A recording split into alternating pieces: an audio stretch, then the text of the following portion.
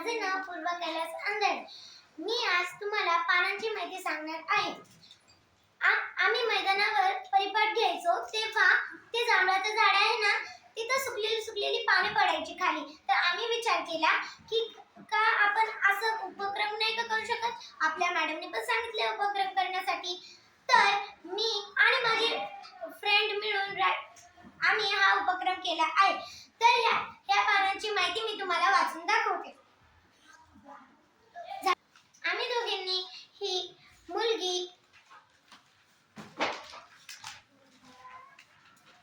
आणि हा मुलगा पानांपासून बनवलेला आहे. आणि मी आता तुम्हाला पानांचे महत्त्व सांगणार आहे.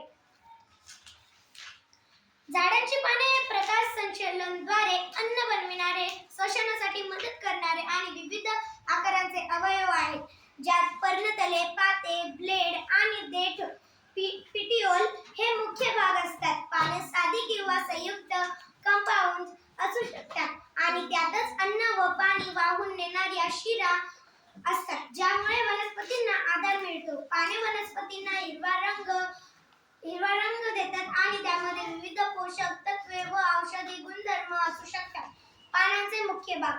पर्णतले, पानाला खोडाशी जोडणारा भाग. पाते, पानांचा हिरवा सपाट आणि पसरट भाग जिथे प्रकाश संश्लेषण होते. देठ, पर्णतले आणि पाण्यातला जोडणारा भाग. शिरा, पानातील अन्न आणि पाणी वाहून नेणाऱ्या वाहिन्या तसेच आधार देणाऱ्या रचना. पर्णग्र, पात्याचे टोक, पर्णधारा, पात्यांची कडक. पानांचे प्रकार. साधे पान, सिंपल लीफ, ज्या पात्याचे विभाजन झालेले नसते, उदाहरणार्थ पेरू, आंबा.